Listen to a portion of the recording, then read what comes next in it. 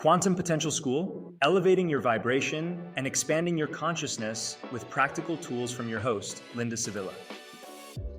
Now, I've been talking about how we are energetic beings, and as energetic beings, we are affected by everything that we are exposed to. Our energy kind of intermingles with the energy of the people, places, things, environments that we're a part of. And so it's important to really have a look at how these things are affecting our energy.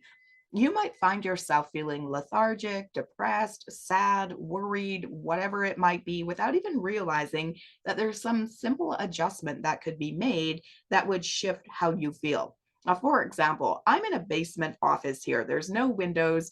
On any given day, I have no idea what it's doing outside. And so I have a lamp that I use, a sad lamp, that makes it feel as though I'm getting some sunlight. That simple little adjustment to my space has elevated my energy in a huge way. And so let's look at some of the things that may be affecting your energy. One is your environment. Take a look around right now, wherever you are, assuming you're not listening to this in a vehicle or something, and just notice the environment that you're in. Is it pleasing to you? Is it clean, organized, tidy?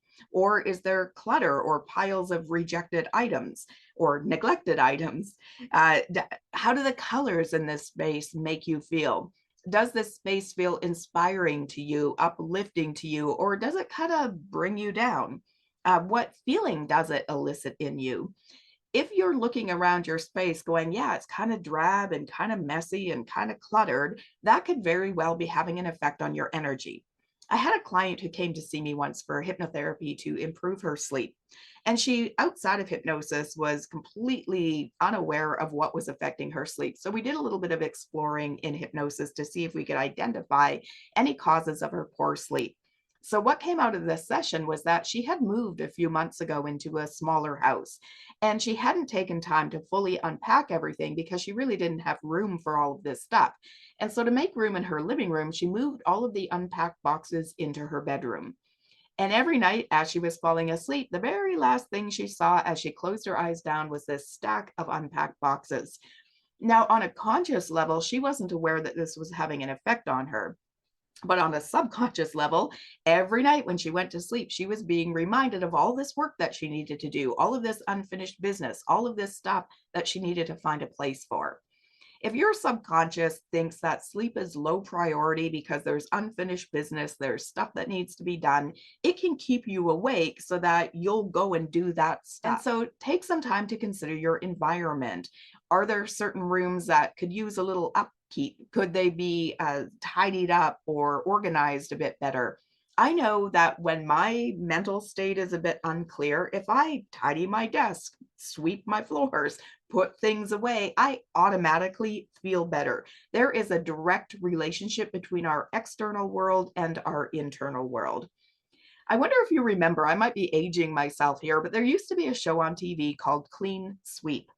And what they do is go into the house of somebody who had a clutter problem and clean up their clutter for them, or not really clean it up for them, but they do make an organizational system, make the person sort through their stuff, get rid of things, sell things. And the host of that show would follow up with people afterwards to see if they had maintained their space. And what he discovered was not only had people maintained their space, but they were experiencing other benefits, losing weight, for example, feeling emotionally better. And so, again, there's a correlation between our external world and our internal world. When we tidy up our external world, it makes our internal world feel better as well. Now, the next thing to consider is your sources of influence. By sources of influence, I mean anything that you're listening to, reading, that you're watching. How do those things affect your energy? For example, if you spend a lot of time listening to angry music and watching violent news, then that's going to affect you over time. And so it doesn't mean you don't have or you can never listen to the news. I think it's important if you want to know what's going on out there in the world that you keep yourself informed.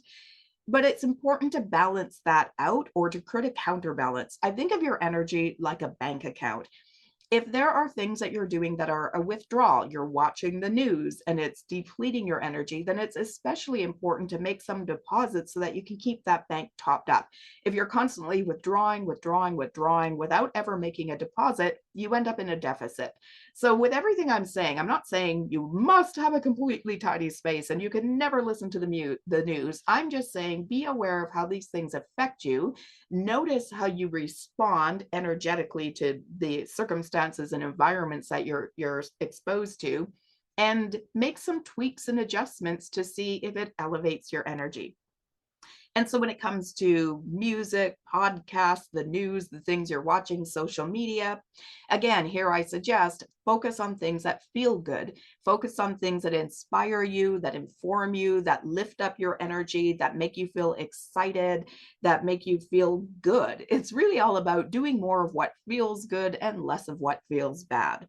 And it has been proven scientifically that what we expose ourselves to does affect us. For example, with the rise of social media, there's also been a rise in social anxiety, in depression, and the tendency to compare ourselves negatively to other people. And so this isn't just me being crazy here. This is actually scientifically proven. Now, another thing to consider is the people that you spend your time with. There is a saying that we become the average of the 7 people that we spend the most time with. So if you're hanging out with a bunch of whiners, complainers, blamers, that is going to affect your energy. And you'll find yourself beginning to adopt the opinions and ideas of the people that you're around. And so, again, take some time to consider the people that you expose yourself to. Do they lift you up? Do they inspire you? Do they make you feel good? Or do you feel exhausted when you spend time with them? Now, sometimes we have no control. We might have somebody we live with, a roommate, for example, or a boss that's a low vibration person. So, members of the inner circle, there are a lot of instructions and guidance as to what you can do if you have a low vibration person in your life. What are some strategies that you can use if you can't get yourself out of a situation where you're around a low vibration person? How can you protect your energy even in those situations? So, again, go check it out. Now, another thing to consider is how spending your time, right? If you're spending a lot of time stuck on the couch, eating food and watching just like garbage TV, that's a low vibration activity. Things that are high vibration activity, personal growth, exercise, self improvement, doing things that are related to your goals and your dreams and your aspirations, healthy, positive hobbies and pastimes, spending time with people that you enjoy the company of. If you're a intro or extroverted person, if you're somebody who likes to be around other people, if you're an introvert, forcing yourself to be around other people is going to drag your energy down. So it's also being aware of what is a match for you. And so, again, it comes down to doing more of what feels good and less of what feels bad, and really paying attention, being mindful of how different things impact on you. I know that when I'm exercising regularly, I automatically have more energy. I know that if I'm spending time working on projects that I'm passionate about, the day flies by without me even noticing.